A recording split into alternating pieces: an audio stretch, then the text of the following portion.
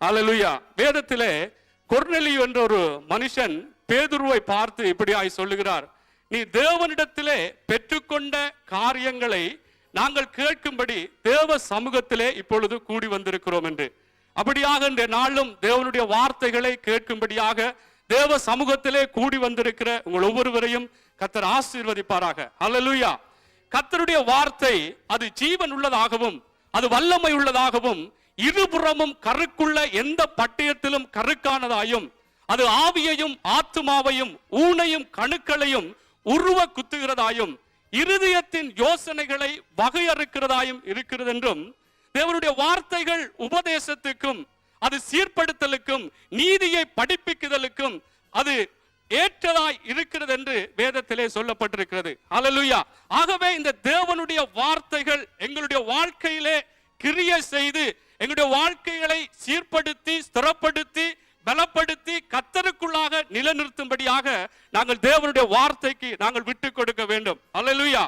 ஆகவே இந்த ஆண்டு எங்களுக்கு மகிமையின் ஆண்டாக தேவன் வாக்குத்தத்தத்தை தந்து, ஜாதிகள் உன் நீதியையும் ராஜாக்கள் உன் மகிமையையும் காண்பார்கள், கர்த்தருடைய வாய் சொல்லும் புதிய நாமத்தினால் நீ அழைக்கப்படுவாய் என்று தேவன் வாக்குத்தத்தத்தை தந்து இந்த ஆண்டை மகிமையின் ஆண்டாக தேவனுடைய ஊழியக்காரன் மூலமாக பிரகடனப்படுத்தி இருக்கிறார். அல்லேலூயா.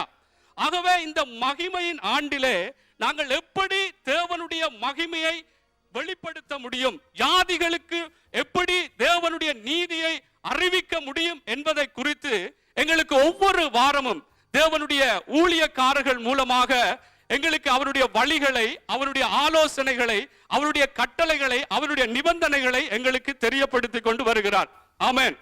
ஆகவே தேவனுடைய இந்த மகிமையை நாங்கள் வெளிப்படுத்த வேண்டும், தேவனுடைய மகிமை எங்களுக்குள்ளே கடந்து வர வேண்டும் என்று சொன்னால் தேவன் சொல்லுகிற இந்த ஆலோசனைகளின்படி நடக்க வேண்டும், அவருடைய வழிகளின்படி நாங்கள் நடக்க வேண்டும். ஆமென். நாங்கள் தேவனுடைய வார்த்தையை கேட்கிறவர்களாக மாத்திரமல்ல, நாங்கள் அதன்படி நடக்கிறவர்களாகவும் இருக்க வேண்டும் என்று அங்கே யாக்கோபு புஸ்தகத்திலே சொல்லப்படுகிறது. அல்லேலூயா. அதற்கு ஒரு உதாரணமாக ஒரு காரியத்தை நான் சொல்ல விரும்புகிறேன். அங்கே தேவன் இஸ்ரவேல் ஜனங்களுக்கு வானத்தில் இருந்து தேவ தூதர்கள் உண்ணும் உணவாகிய மன்னாவை அவர் கொடுத்தார் என்று வேதத்திலே பார்க்கிறோம். எண்ணாகம புஸ்தகத்திலே 11வது அதிகாரத்திலே அங்கே 6, 7, 8 வசனங்களை நாங்கள் படிப்போம் என்று சொன்னால் அங்கே சொல்லப்படுகிறது, அந்த மன்னா அங்கே இஸ்ரவேல் ஜனங்களுக்கு கொடுக்கப்பட்ட பொழுது அந்த மன்னாவை அவர்கள் அப்படியே எடுத்து அவர்கள் சாப்பிட்டு அதை அவர்களுடைய பசியை போக்க முடியவில்லை.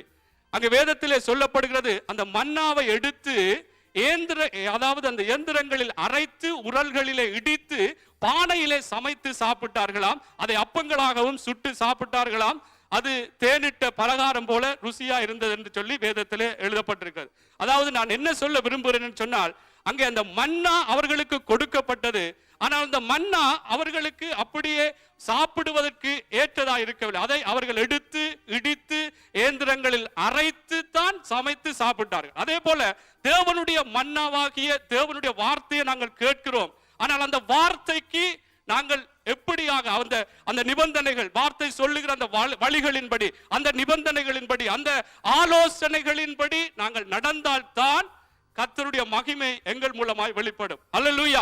எப்படி அந்த இஸ்ரவேல் ஜனங்களுக்கு அவர்கள் அதை இடித்து அரைத்து சாப்பிட்டபடினா தான் அவர்களுக்கு அந்த பசி போனது, அதே போல நாங்களும் தேவனுடைய மகிமை இந்த ஆண்டு கர்த்தர் மகிமையின் ஆண்டாக வெளிப்படுத்தி இருக்கிறபடினாலே நிச்சயமாக தேவனுடைய மகிமை எங்கள் மூலமாய் வெளிப்படும். அதற்கு நாங்கள் தேவன் சொல்லுகிற அந்த ஆலோசனைகளை, கட்டளைகளை நாங்கள் கடைபிடிக்க வேண்டும். அல்லேலூயா. ஆகவே இந்த நாளில் நான் உங்களோடு பகிர்ந்து கொள்ளும்படியாக எடுத்துக்கொண்ட காரியம், தேவனுக்கு ஏற்ற ஒரு தெரிந்து கொள்ளுதல் தேவனுடைய மகிமையை கொண்டு வரும். ஆமென். இன்றைய நாளும் வாசித்த இந்த வாசகத்தின்படி அங்கே மோசே இஸ்ரவேல் ஜனங்களை மோவாப் என்ற ஒரு சமவெளியிலே அழைத்து அங்கே சொல்லுகிறார், உங்களுக்கு முன்பாக நன்மையையும் தீமையையும் ஜீவனையும் அங்கே மரணத்தையும் ஆசீர்வாதத்தையும் சாபத்தையும் நான் வைக்கிறேன். நீங்கள் ஜீவனை தெரிந்து கொண்டு என்னிடத்திலே அன்பு கூர்ந்து என் சத்தத்துக்கு செவி கொடுத்து என்னை பற்றி கொள்வீர்களாயிருந்தால் நானே உங்களுக்கு ஜீவனும் தீர்க்காயுசுமா இருப்பேன் என்று சொல்லி இங்கே மோசே அங்கே தேவனுடைய வார்த்தையை இஸ்ரவேல் ஜனங்களுக்கு சொல்லுகிறார். அதாவது இங்கே தேவனுடைய வார்த்தையை சொல்லும் பொழுது அங்கே நீங்கள் தெரிந்து கொள்ள வேண்டும், உங்களுக்கு முன்பாக நன்மையும் இருக்கிறது தீமையும் இருக்கிறது, ஆசீர்வாதம் இருக்கிறது, சாபமும் இருக்கிறது, ஜீவனும் இருக்கிறது, நன்மை அதாவது மரணமும் இருக்கிறது. எனவே இங்கே ஒரு தெரிந்து கொள்ளுதலை அங்கே மோசே சொல்வதை, தேவனுடைய வார்த்தையின்படி சொல்வதை நாங்கள் பார்க்கிறோம்.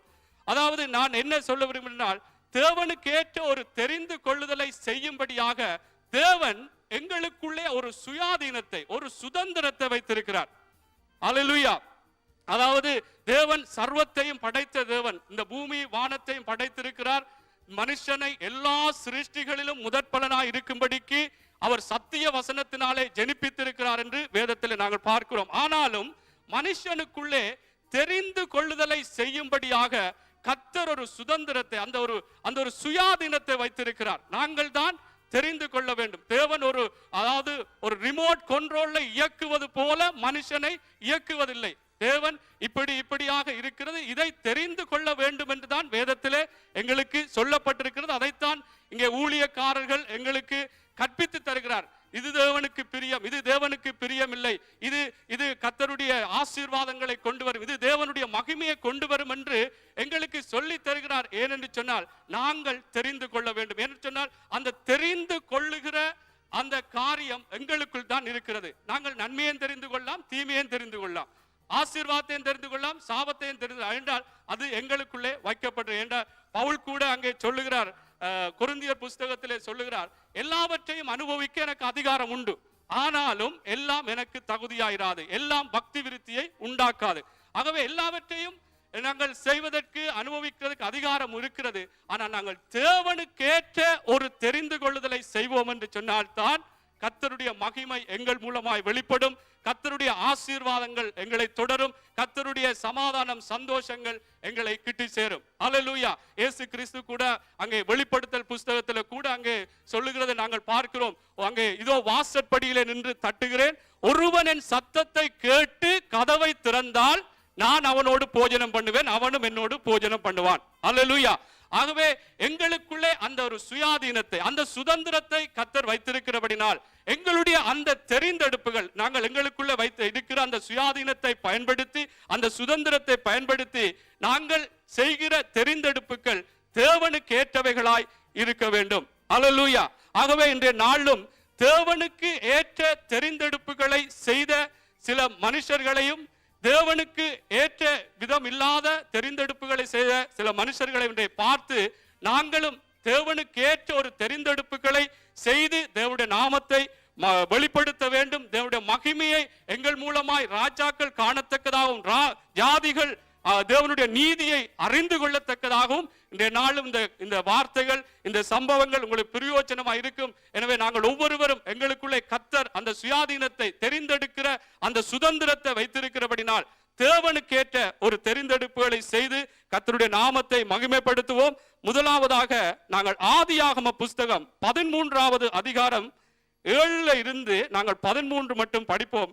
இந்த சம்பவத்திலும் அங்கே 2 பேருடைய ஒரு தெரிந்தெடுப்புகள் இருக்கிறது. எப்படியாக அவர்களுக்கு அது ஆசீர்வாதமா இருந்தது அல்லது ஆசீர்வாத கேடா இருந்தது என்று சொல்லி நாங்கள் பார்ப்போம். ஆபிரகாமுடைய மந்தை மேய்ப்பெருக்கும் லோத்துடைய மந்தை மேய்ப்பெருக்கும் வாக்குவாதம் உண்டாயிற்று. அக்காலத்திலே கானானியரும் பெரிசியரும் அத்தேசத்தில் குடியிருந்தார்கள். ஆபிராம் லோத்தை நோக்கி, எனக்கும் உனக்கும் என் மேய்ப்பெருக்கும் உன் மேய்ப்பெருக்கும் வாக்குவாதம் வேண்டாம், நாம் சகோதரர். இந்த தேசமெல்லாம் உனக்கு முன் இருக்கிறது அல்லவா? நீ என்னை விட்டு பிரிந்து போகலாம். நீ இடதுபுறம் போனால் நான் வலதுபுறம் போகிறேன், நீ வலதுபுறம் போனால் நான் இடதுபுறம் போகிறேன் என்றான். அப்பொழுது லோத்து தன் கண்களை ஏறெடுத்து பார்த்து, யோர்தான் நதிக்கு அருகான சமபூமி முழுவதும் நீர்வளம் பொருந்தினதாய் இருக்க கண்டான்.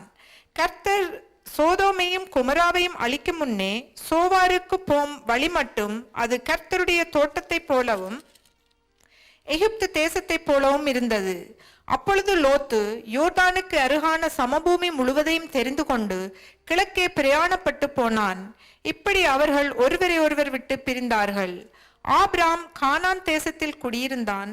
லோத்து அந்த யோர்தானுக்கு அருகான சமபூமியில் உள்ள பட்டணங்களில் வாசம் பண்ணி சோதோமுக்கு நேரே கூடாரம் போட்டான். சோதோமின் ஜனங்கள் பொல்லாதவர்களும் கர்த்தருக்கு முன்பாக மகா பாவிகளுமாயிருந்தார்கள். ஆமென், ஆமென். இங்கே இந்த சம்பவத்தை அங்கே பார்க்கும் பொழுது ஆபிரகாமுடைய மந்தை மேய்ப்பருக்கும் லோத்துவினுடைய மந்தை மேய்ப்பருக்கும் அங்கே வாக்குவாதம் வந்த பொழுது ஆபிரகாம் லோத்துவை கூப்பிட்டு அங்கே சொல்லுகிறார், நாங்கள் சகோதரர்கள், எங்களுக்குள்ளே வாக்குவாதம் வேண்டாம். நீ வலதுபுறம் போனால் நான் இடதுபுறம் போகிறேன், நீ இடதுபுறம் போனால் நான் வலதுபுறம் போகிறேன் என்று சொல்லி அவனுக்கு ஒரு தெரிந்து கொள்ளுகிற ஒரு காரியத்தை அங்கே விட்டார். இதுவரைக்கும் லோத்து ஆபிரகாமுடைய ஒரு வழிநடத்தலின் கீழே, ஆபிரகாமுடைய ஒரு தலைமையின் கீழே வந்தான். ஆனா இப்பொழுது அங்கே மந்தை மேய்ப்பர்களுக்குள்ளே வாக்குவாதம் வந்தவர், அந்த மந்தைகள் பெருகினபடியால் அங்கே வாக்குவாதம் வந்த பொழுது அங்கே ஒரு தெரிந்து கொள்ளுதலை செய்யும்படியாக லோத்து அங்கே நிர்பந்திக்கப்பட்டிருக்கிறார். அங்கே லோத்துவினுடைய இந்த தெரிந்து கொள்ளுதல், அதாவது அங்கே யோர்தானுக்கு அருகான அந்த சமபூமியாகிய அந்த சோதோம் குமராவை அவர் தெரிவு செய்து கொள்கிறார். அந்த இடம், அதாவது அங்கே நீர்வளம் பொருந்தியதா இருக்க கண்டான். அது கர்த்தருடைய தோட்டத்தை போலவும் எகிப்து தேசத்தை போலவும் இருந்தது என்று அங்கே சொல்லி அந்த இடத்தை அவன் தெரிவு செய்து கொள்றான். அதாவது இவனுடைய இந்த தெரிந்து கொள்ளுதல் பூமிக்குரிய ஒரு நோக்கத்தோடு, பூமிக்குரிய சிந்தையோடு அவன் தெரிந்து கொள்றான். அது நீர்வளம் பொருந்தியதா இருக்கிறது, ஆடு மாடுகளுக்கு ஏற்ற ஒரு இடம், இன்னுமாய் அவனுடைய வாழ்க்கை வசதிகளுக்கு ஏற்ற ஒரு இடமா இருந்தது என்று அங்கே பூமிக்குரிய அந்த நிலவோடு அந்த சிந்தையோடு அவன் தெரிந்து கொண்டான். ஆனாலும் அங்கே கடைசி வசனத்தை நாங்கள் பார்த்தோம், சோதோமின் ஜனங்கள் பொல்லாதவர்களும் கர்த்தருக்கு முன்பாக மகா பாவிகளுமாய் இருந்தார்கள். அதாவது நாங்கள் எங்களுடைய தெரிந்து கொள்ளுதலை பார்க்கும் பொழுது தேவனுக்கு பிரியமில்லாத, தேவன் அருவருக்கிற ஜனங்கள் வாழ்கிற ஒரு இடமாக இருந்தது.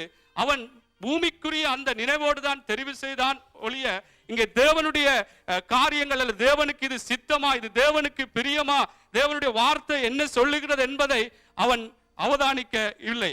அல்லேலூயா. அதாவது நாங்களும் கூட, அதாவது நான் என்ன இதுல சொல்லுறேன்னு சொன்னால், எங்களுடைய வாழ்க்கையிலும் கூட சில நெருக்கங்கள், போராட்டங்கள், உபத்திரவங்கள், சூழ்நிலைகள் எதிராக வரும் பொழுது எப்படியான ஒரு தெரிந்து கொள்ளல், எங்களுக்குள்ளே இருக்கிற அந்த சுயாதீனத்தை, அந்த சுதந்திரத்தை பயன்படுத்தி எப்படியான ஒரு முடிவுகளை எடுக்கிறோம். சில வேளைகளில் அந்த உபத்திரவங்கள், வேதனைகள் வரும்பொழுது அந்த சூழ்நிலைகளுக்கு ஏற்ப சில வேளை நாங்கள் முடிவெடுப்போம், ஆனால் அது கர்த்தருக்கு பிரியமில்லாமல் இருக்கும். சில வேளை நாங்கள் ஒவ்வொரு காரியங்களை செயற்படுத்துவோம், சில வேளை நாங்கள் எழுந்த மானங்களில் பேசி விடுவோம், ஆனால் அது கர்த்தருக்கு பிரியமா என்பதை நாங்கள் மிகவும் அவதானிக்க வேண்டியவர்களாக இருக்கிறோம். ஹல்லேலூயா. இங்கே லோத்துவினுடைய இந்த தெரிந்து கொள்ளுதல் நீங்கள் பின்னுக்கு பார்க்கும் பொழுது அவனுடைய சந்ததியே ஒரு பாதிப்புக்குள்ளே கொண்டு போனது என்று நாங்கள் பார்க்கிறோம். ஹல்லேலூயா. ஆகவே எங்களுடைய ஒவ்வொரு தெரிந்தெடுப்புகள் தேவனுக்கு ஏற்றதாக, இது தேவனுக்கு பிரியமா, ஒரு காரியங்கள் புதிதாக கூட சில வேளை எங்களுக்கு ஒரு காரியங்களை தெரிந்து கொள்ள வேண்டும் என்று சொன்னால் நாங்கள் தேவனுடைய பாதத்தில் இருந்து இது தேவனுக்கு பிரியமா, இது தேவனுக்கு சித்தமா, தேவன் விரும்புகிற காரியமா, இதிலே தேவனுடைய நாமம் இங்கே மகிமைப்படுமா என்பதை குறித்து நாங்கள் மிகவும் அதிலே கவனிக்க வேண்டியவர்களாக இருக்கிறோம். அல்லேலூயா. ஆகவே நாங்கள் ஒவ்வொருவரும் இந்த தெரிந்தெடுப்பு அவனுடைய சந்ததியை எப்படி பாதித்தது என்று சொன்னால், அங்கே பின்னுக்கு பார்க்கும் பொழுது அங்கே லோத்து அங்க, அதாவது அந்த சோதோம் குமரா அந்த பட்டணத்தை தேவன் அழிக்கும் பொழுது அங்கே ஆபிரகாம் நிமித்தம் இவனுக்கு தயை பாராட்டப்பட்டு அவன் காப்பாற்றப்பட்டான் என்று வேதத்திலே பார்க்க, அங்கே தூதர்களை அனுப்பி தேவன் அவர்களை அங்கே காப்பாற்றும்படியாக அங்கே தூதர்களை அனுப்பினார். அவர்கள் அங்கே தாமதித்தார்கள் என்று கூட நாங்கள் பார்க்கிறோம். அப்படி தாமதித்த பொழுதும் அவர்கள் மேல் இரக்கம் வைத்ததினாலே இழுத்து அங்கே வெளியே விட்டார்கள். விட்ட பொழுது அங்கே தூதர்கள் சொன்னார்கள், நீங்கள் கனவி திரும்பி பார்த்தால் உப்பு தூணாய் மாறினாள். அதற்கு பிற்பாடு லோத்து அவனுடைய பிள்ளைகளுடைய தகாத உறவுகள்னாலே ஒரு சபிக்கப்பட்ட ஒரு சந்ததி, 10 தலைமுறைக்கு என்னுடைய பிரகாரங்களே சேரக்கூடாது என்ற ஒரு சாபத்துக்குள்ளான ஒரு சந்ததியை அங்கே அவர்கள் அதாவது பிறந்தது என்று நாங்கள் பார்க்கிறோம். அல்லேலூயா. ஆகவே எங்களுடைய தெரிந்தெடுப்புகள் எங்களுடைய சந்ததியையும் பாதிக்காதபடிக்கு, அதாவது நாங்கள் இப்பொழுது தெரிவு செய்து கொள்ள எங்களுடைய ஒவ்வொரு காரியங்களும் எங்களுடைய வழிகளும் தேவனுக்கு ஏற்றவைகளா இருந்தால் எங்களுடைய பிள்ளைகளுக்கும் அது ஆசீர்வாதமா இருக்கும். அல்லேலூயா. அல்லேலூயா. ஆகவே இந்த லோத்துவினுடைய இந்த தெரிந்தெடுப்பு எப்படி அவனுடைய சந்ததியையே பாதித்தது என்று நாங்கள் பார்க்கிறோம். அதே போல நாங்களும் அவதானமாக இருக்கிறோம். சில வேளை சூழ்நிலைகளுக்கு சரியான எங்களுடைய மூளைக்கு சரியானதாகத்தான் தெரியும், ஆனால் நாங்கள் தேவனுடைய பாதத்தில் இருந்து, தேவனே இது உமக்கு பிரியமா, இது உமக்கு சித்தமா, இது தேவனுடைய அந்த வார்த்தைக்கு எப்படியா இருக்கிறது என்பதை நாங்கள் மிகவும் அவதானித்து அந்த தெரிந்தெடுப்புகளை செய்ய வேண்டும். அதனாலே தேவனுடைய மகிமை வெளிப்படும். அல்லேலூயா. இயேசு கிறிஸ்து கூட அங்கே 12 பேரை தெரிவு செய்து கொள்ளும் பொழுது அங்கே பார்க்கிறோம், அவர் இரவு முழுவதும் ஜெபித்து தான் வந்து அங்கே 12 பேரை தெரிவு செய்தார் என்று வேதத்திலே பார்க்கிறோம். அல்லேலூயா. ஆகவே வேதம் சொல்லுகிறது, தெரிந்து கொள்ளப்பட்டவர்களும் வஞ்சிக்கப்படுகிற காலம். நிற்கிறவன் எவனும் விழுந்து போகாதபடிக்கு எச்சரிக்கையா இருக்க வேண்டும் என்று அங்கே சொல்லி இருக்கிறபடினாலே நாங்கள் மிகவும் எங்களுடைய ஒவ்வொரு காரியங்களையும் ஒவ்வொரு அடிகளை நாங்கள் எடுத்து வைக்கும் பொழுது நாங்கள் இது தேவனுக்கு பிரியமா, இது கர்த்தருக்கு சித்தமா என்பதைத்தான் நாங்கள் முதலாவது பூமிக்குரிய பார்வையோடு மட்டும், சில வேளை எங்களுடைய வாழ்க்கை வசதிகளுக்கு ஏற்றதா இருக்கும், ஆனால் அது கர்த்தருக்கு பிரியமா, அது கர்த்தருக்கு சித்தமா என்பதை நாங்கள் அறிந்து தேவனுடைய பாதத்தில் இருந்து நாங்கள் தெரிவுகளை செய்வோம் என்று சொன்னால் நிச்சயமாய் கர்த்தருடைய மகிமை வெளிப்படும். அல்லேலூயா. அடுத்ததாக இன்னொரு நபரை பார்ப்போம். எபிரேயரின் புஸ்தகம் 11வது அதிகாரம் 24, 25, 26. எபிரேயர் 11வது அதிகாரம் 24, 25, 26. விசுவாசத்தினாலே மோசே தான் பெரியவனான போது பார்வோனுடைய குமாரத்தின் மகன் எனப்படுவதை வெறுத்து அநித்தியமான பாவ சந்தோஷங்களை அனுபவிப்பதை பார்க்கிலும் தேவனுடைய ஜனங்களுடைய துன்பத்தை அனுபவிப்பதையே தெரிந்து கொண்டு இனிவரும் பலன் மேல் நோக்கமாயிருந்து எகிப்தில் உள்ள பொக்கிஷங்களிலும் கிறிஸ்துவின் நிமித்தம் வரும் நிந்தையை அதிக பாக்கியம் என்று எண்ணினான். விசுவாசத்தினாலே அவன் அதரிசனமானதை தரிசிக்கிறது போல உறுதியாயிருந்து ராஜாவின் கோபத்துக்கு பயப்படாமல் எகிப்தை விட்டு போனான். ஆமென், ஆமென். இங்கே மோசே ஒரு தெரிந்து கொள்ளுதலை செய்கிறார். அங்கே சொல்லப்படுகிறது, பார்வோனுடைய குமாரத்தின் மகன் எனப்படுவதை வெறுத்து. அன்று அங்கே எகிப்து தேசத்தினுடைய ராஜாவா இருந்த அந்த பார்வோனுடைய குமாரத்தின் மகன் எனப்படுவதை வெறுத்து தேவ ஜனங்களோடு துன்பத்தை அனுபவிப்பதை தெரிந்து கொண்டான். கிறிஸ்துவின் நிமித்தம் வரும் நிந்தையை அதிக பாக்கியமாக கருதினான். அந்த நாட்களிலே எகிப்து தேசம் ஒரு நாகரிகம் மிக்க ஒரு தேசமா இருந்தது. அந்த தேசத்தினுடைய அரண்மனை வாழ்க்கையை வெறுத்து, சுகபோகமான வாழ்க்கையை வெறுத்து தேவ ஜனங்களோடு துன்பத்தை அனுபவிக்கிற, அதாவது கிறிஸ்துவின் நிமித்தம் நிந்தையை அதிக பாக்கியமாக கருதி அந்த தெரிந்தெடுப்பை செய்தான் என்று பார்க்கிறோம். அந்த நாட்களிலே மோசேனுடைய அந்த தெரிந்தெடுப்பை பார்த்தவர்கள் சிலவேளை ஒரு முட்டாள்தனமான ஒரு தெரிந்தெடுப்புகள் என்று சொல்லியிருக்கலாம். ஆனால் இந்த நாட்களிலே மோசேனுடைய அந்த தெரிந்தெடுப்பு இன்றும் அவன் மறித்தும் பேசிக் கொண்டிருக்கிறான். ஹல்லேலூயா. ஆகவே அந்த மோசேனுடைய தெரிந்தெடுப்பு பாருங்கள், பார்வோனுடைய குமாரத்தியின் மகன் எனப்படுவதை விருத்து அநித்தியமான பாவ சந்தோஷங்களை அனுபவிப்பதை பார்க்கலாம். அந்த நாட்களில் அரண்மனை வாழ்க்கை என்று சொன்னால் எவ்வளவோ அநித்தியமான பாவ சந்தோஷங்கள் இருந்திருக்கலாம். எல்லாவற்றையும் வெறுத்து தேவனுடைய பிள்ளைகளோடு துன்பத்தை அனுபவிப்பதை தெரிந்து கொண்டு கிறிஸ்துவின் நிமித்தம் வரும் நிந்தையை பாக்கியமாக கருதினான். அல்லேலூயா.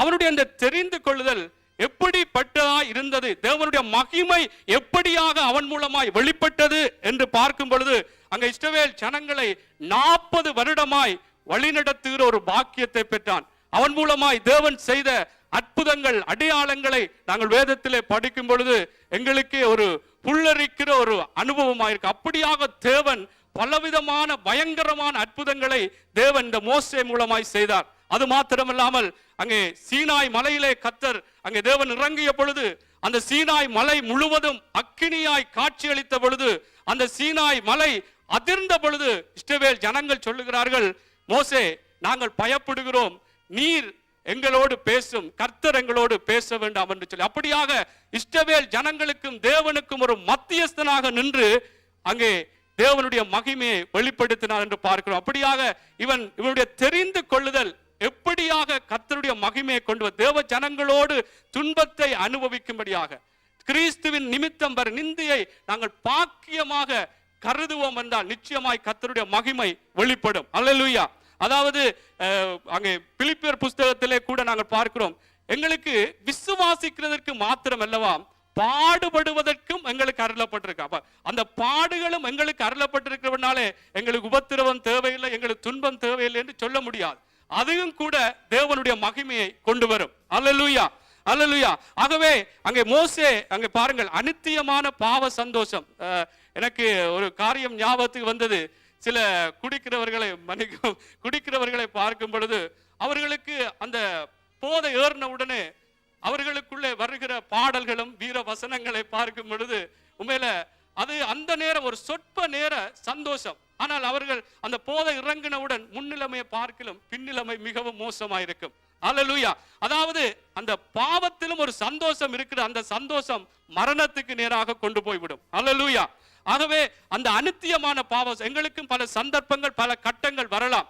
அநித்தியமான பாவ சந்தோஷங்கள் அல்லது சுகபோகமான வாழ்க்கையா அல்லது கர்த்தரோடு நாங்கள் பக்தி வைராக்கியமாய் பரிசுத்தமாய் ஜீவிக்கிற ஒரு வாழ்க்கையா என்று தேவ ஜனங்களோடு சேர்ந்து ஐக்கியப்படுகிற ஒரு வாழ்க்கையா என்று பல சந்தர்ப்பங்கள் கட்டங்கள் வரும் பொழுது நாங்கள் தெரிந்து கொள்ள வேண்டியது, தேவனுடைய பிள்ளைகளோடு சேர்ந்து துன்பங்கள் வந்தாலும் நிந்தைகள் கிறிஸ்துவின் நிமித்தம் நிந்தை, அதாவது நாங்கள் தேவனுடைய பிள்ளைகள், தேவன் நிமித்தமா நாங்கள் தேவ சமூகத்திலே பிள்ளைகளோடு தேவனுடைய பிள்ளைகளோடு சேரும் பொழுது நிந்தைகள் வந்தாலும் அது கர்த்தர் நிமித்தம் வருகிறது. அதை நாங்கள் பாக்கியமாய் கருத வேண்டும், அதை தெரிந்து கொள்ள வேண்டும். அதனாலே தேவனுடைய மகிமை வெளிப்படும். அல்லேலூயா.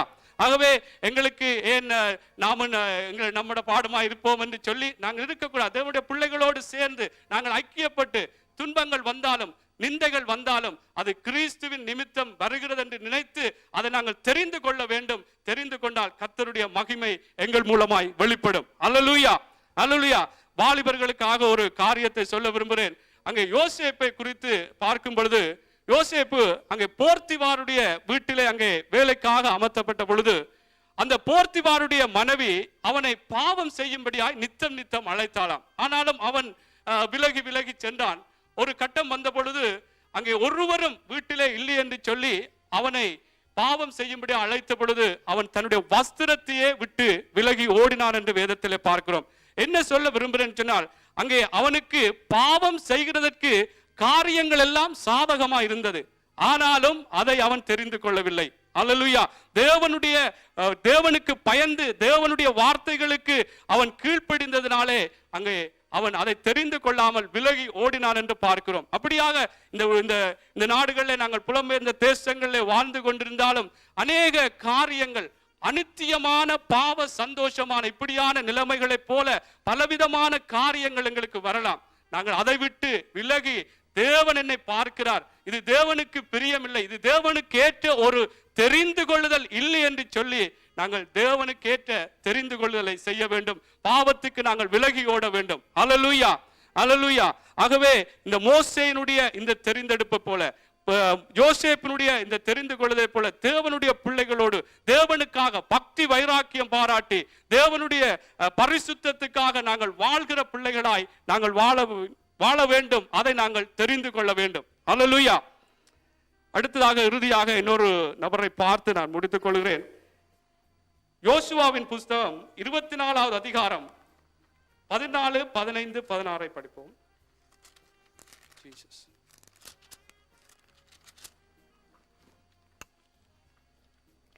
ஆகையால் நீங்கள் கர்த்தருக்கு பயந்து அவரை உத்தமமும் உண்மையுமாய் சேவித்து உங்கள் பிதாக்கள் நதிக்கு அப்புறத்திலும் எகிப்திலும் சேவித்த தேவர்களை அகற்றிவிட்டு கர்த்தரை சேவியுங்கள். கர்த்தரை சேவிக்கிறது உங்கள் பார்வைக்கு ஆகாததாய் கண்டால் பின்ன யாரை சேவிப்பீர்கள் என்று இன்று தெரிந்து கொள்ளுங்கள். நதிக்கு அப்புறத்தில் உங்கள் பிதாக்கள் சேவித்த தேவர்களை சேவிப்பீர்களோ? நீங்கள் வாசம் பண்ணுகிற தேசத்து குடிகளாகிய எமோரியரின் தேவர்களை சேவிப்பீர்களோ? நானும் என் வீட்டாரும் என்றால் கர்த்தரையே சேவிப்போம் என்றான். அப்பொழுது ஜனங்கள் பிரதியுத்தரமாக, வேறே தேவர்களை சேவிக்கும்படி கர்த்தரை விட்டு விலகுகிற காரியம் எங்களுக்கு தூரமாயிருப்பதாக.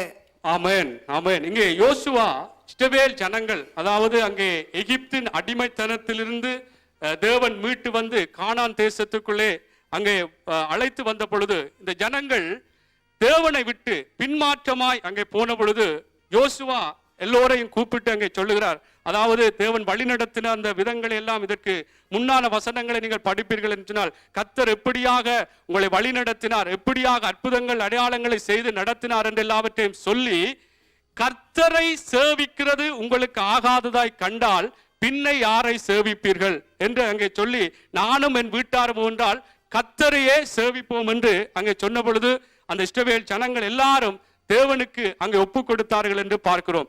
இந்த சம்பவத்திலிருந்து நான் என்னத்தை சொல்ல விரும்புகிறேன் சொன்னால், தேவனை சேவிப்பது, தேவனை பின்பற்றுவது, தேவனை தொழுது கொள்வது தேவனுக்கு ஏற்ற ஒரு தெரிந்து கொள்ளுதல். அல்லேலூயா, அல்லேலூயா. ஆகவே இந்த நாளிலும் கூட தேவனை தெரிந்து, அதாவது அறிந்தும் தேவனுடைய பிள்ளைகளாய் இருந்து நீங்கள் பின்மாற்ற நிலைகளில் இருப்பீர்களா இருந்தால், தேவனுக்கு அதாவது கொடுக்க வேண்டிய நேரங்களை, தேவனை பின்பற்ற வேண்டிய காரியங்களை பின்பற்றாமல் இருப்பீர்கள் என்றால், இன்றைய நாளும் இந்த இடத்திலே சொல்ல விரும்புகிறேன், தேவனை பின்பற்றுங்கள். அது உங்களை ஆசீர்வதிக்கும், தேவனுடைய மகிமையை கொண்டு வரும். அல்லேலூயா. அத்தோடு இன்னுமாக தேவனை அறிந்தும் ஆண்டவராகிய இயேசு கிறிஸ்துவை ஒரு அதாவது பாவ பரிகாரியாக, இரட்சகராக அறிந்தும் இன்னும் ஏற்றுக்கொள்ளாதவர்களும் தேவனை பின்பற்றுங்கள், அவரை தொழுது கொள்ளுங்கள், அவரை சேவியுங்கள். அது தேவனுக்கு ஏற்ற தெரிந்து கொள்ளுதல். அதனாலே தேவன் ஆசீர்வதிப்பார், தேவனுடைய மகிமை வெளிப்படும். அல்லேலூயா. விசேடமாக இந்த வானொலி மூலமாக, இந்த தொலைக்காட்சி மூலமாக, அல்லது இந்த இடத்திலே நீங்கள் புதிதாக யாராக வந்திருந்தாலும், ஆண்டவராகிய இயேசு கிறிஸ்து ஒருவரே மெய்யான தேவன். அவர் எங்களுக்காக அடிக்கப்பட்டு, எங்களுடைய பாவங்களுக்காய், எங்களுடைய அக்கிரமங்களுக்காய், எங்களுடைய சாபங்களுக்காய் அவரே தன்னை பலியாக ஒப்பு கொடுத்தார். கல்வாரி சிலுவையிலே ரத்தம் சிந்தி எல்லாவற்றையும் அவர் எங்களுக்காக தீர்த்திருக்கிறபடினாலே, அந்த ஆண்டவராகிய இயேசு கிறிஸ்துவை உங்கள் உள்ளங்களிலே, உங்கள் இருதயங்களிலே ஏற்றுக்கொண்டு, ஆண்டவரே நான் உம்மை பின்பற்றுகிறேன், உம்மை நான் தொழுது கொள்ளுகிறேன், உம்மை நான் சேவிக்கிறேன் என்று சொல்லி